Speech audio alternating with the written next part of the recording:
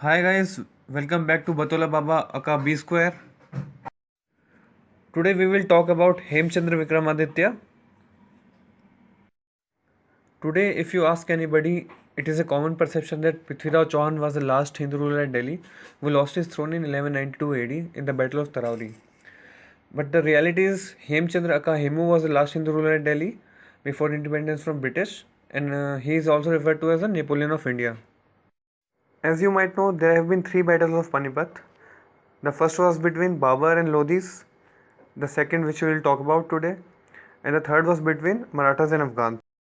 All three battles of Panipat had one thing in common: they all had the chance of returning a Hindu king to the throne of Delhi.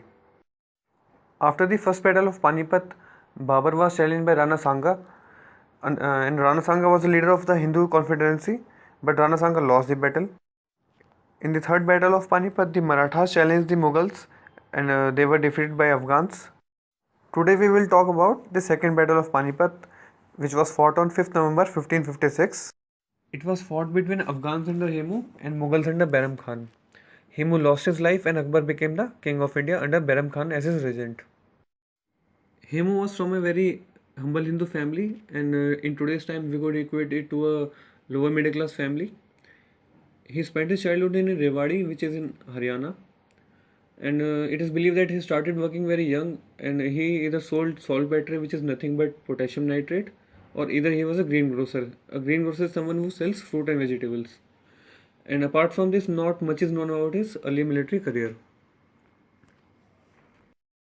When we look at the career of Hemu, what we see is a gradual rise.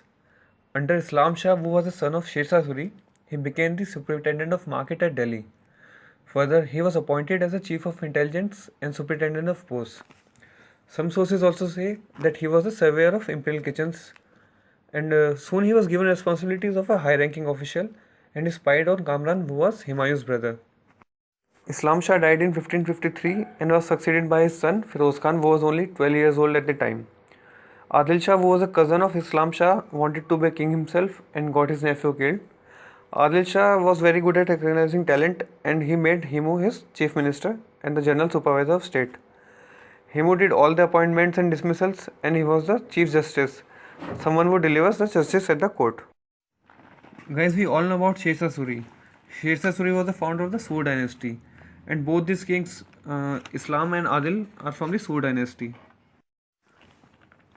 So let's talk about the battles which Hemu fought. It is believed that after Sher Suri, he was the best which Afghans had to offer. He was great in terms of strategy as well as fighting on the field. He fought and won all 22 wars, which he fought on behalf of Adil Shah. And many of these battles were against their own people, the Afghan rebellions.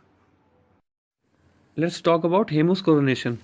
Coronation is nothing but a ceremony in which a person is given the title of a king. So similarly, Hemu was also given the title of a king. Earlier he was a chief minister under Adil Shah. The Mughal forces under Humayun had recaptured Delhi, and they had defeated Sikandar Suri, who was the king of the Sur dynasty at the time. So after Humayun died, Hemu made a advance from Bengal to Delhi, and he won all over the places.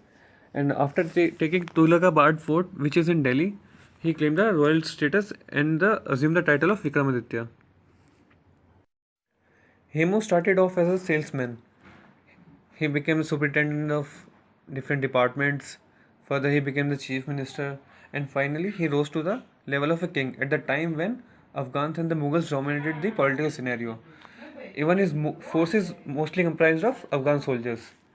He won all 22 wars before losing his final and 23rd battle, which was the only battle that he lost.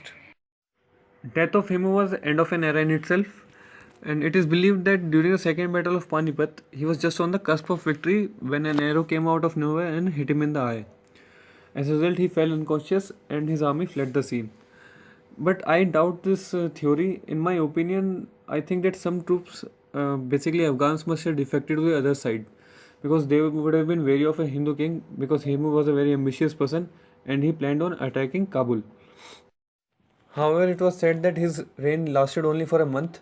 He became the king in October, and the next month he was challenged by Mughals and he lost that battle.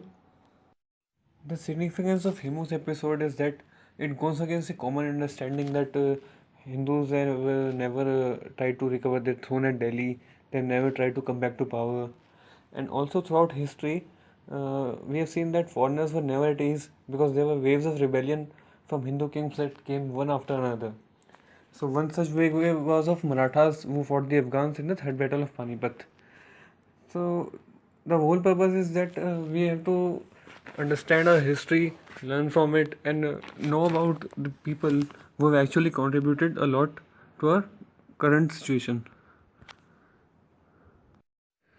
Thanks for watching this video, guys, and I'll take your leave for today. I'll leave you with this beautiful message.